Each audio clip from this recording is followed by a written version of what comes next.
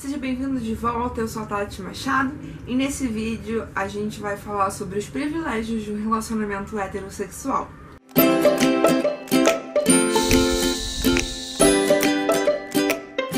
É muito estranho pra mim, em pleno 2018, gravar um vídeo sobre os privilégios de um relacionamento heterossexual. E o mais estranho ainda é colocar vivências minhas nesse vídeo. Pera, talvez você não esteja entendendo por quê, mas eu vou tentar explicar como eu, com a mesma pessoa, tive um relacionamento homossexual e heterossexual posteriormente e como eu notei diferenças gritantes nessas duas experiências.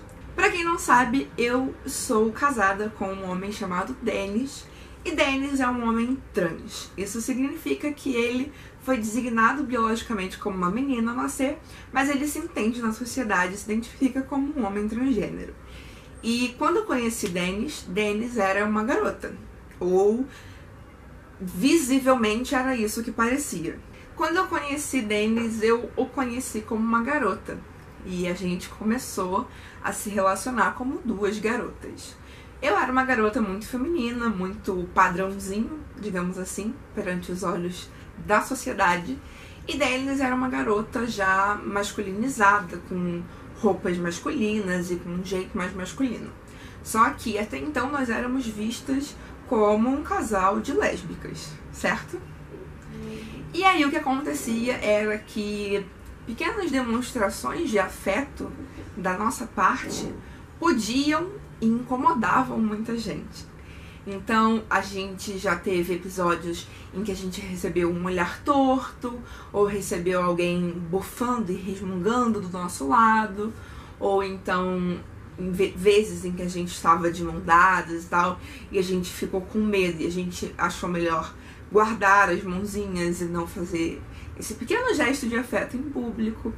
E isso meio que foi naturalizado no nosso relacionamento, porque era uma realidade para nós duas vivíamos e passávamos por aquilo. E nós não queríamos, acho que ninguém nunca quer, mas a gente tem uma sociedade bem preconceituosa, bem hipócrita, bem homofóbica, e às vezes é isso que acontece. Só que aí no meio desse relacionamento, no meio não vou dizer porque parece que vai ter um final, né? Em algum momento desse relacionamento, ele se entendeu como um homem trans, ele se percebeu um homem trans e falou: olha, não me sinto confortável sendo essa pessoa que todo mundo lê como uma mulher masculinizada ou uma sapatão.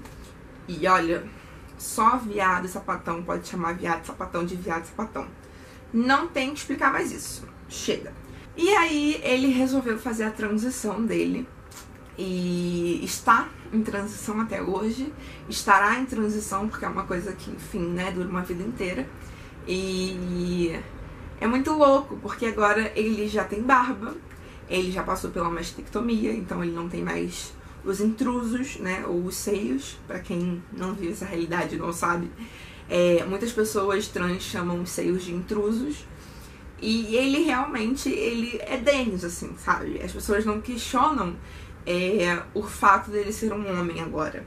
Elas só olham pra ele, leem ele como um homem, ponto final. E aí, quando a gente tá na rua e a gente tá de mão dada, ou a gente dá um beijo em público, gente, ninguém se importa. Ninguém bufa, ninguém resmunga, ninguém olha feio.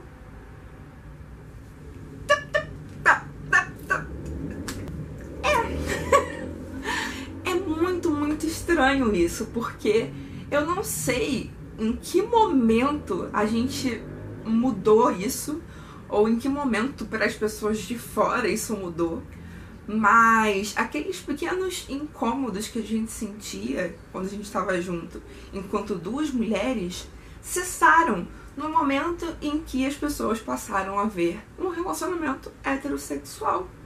Então a gente está literalmente desfrutando dos privilégios de um relacionamento heterossexual. E que assim, eu não achei que diria isso pra vocês. Se me perguntasse há 5 anos, eu não achei que diria isso falando da mesma pessoa, né, com quem eu comecei a me envolver. Mas sim, eu e ele estamos desfrutando desses privilégios e às vezes a gente fica assim, cara, não é muito louco? Eu sei que um dia, não sei quando foi, acho que a gente tava no Outback, ou no... Se não foi Outback, eu não lembro onde foi. Mas eu acho que era no Outback. E a gente pegou um Uber.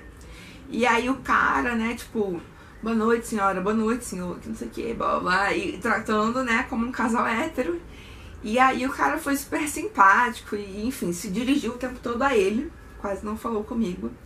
E aí foi quando, assim, a minha ficha meio que caiu, sabe? Outra coisa também foi que, depois disso, as contas de... Quando você vai no Outback, por exemplo, né? E você, tipo, vem um garçom entregar a conta. Antigamente, tipo, as pessoas sempre olhavam assim e, entregavam pra mim. Não sei porquê, não me pergunte porquê. E agora, toda vez que a gente vai no lugar, as pessoas dão a conta pra ele. Mesmo que seja eu que vá pagar a refeição. Mas sei lá, elas já presumem que o homem da relação é que paga. Entendeu? Aí dão a conta pra ele. E aí, acho que foi nesse mesmo dia que eu virei pra ele, eu me dei conta disso. Falei assim, cara, Dani, você já viu como que, tipo, o nosso relacionamento pra gente ainda é a mesma coisa, mas que pra quem tá de fora e não sabe, é um outro relacionamento, e por causa disso a gente recebe outro tipo de tratamento?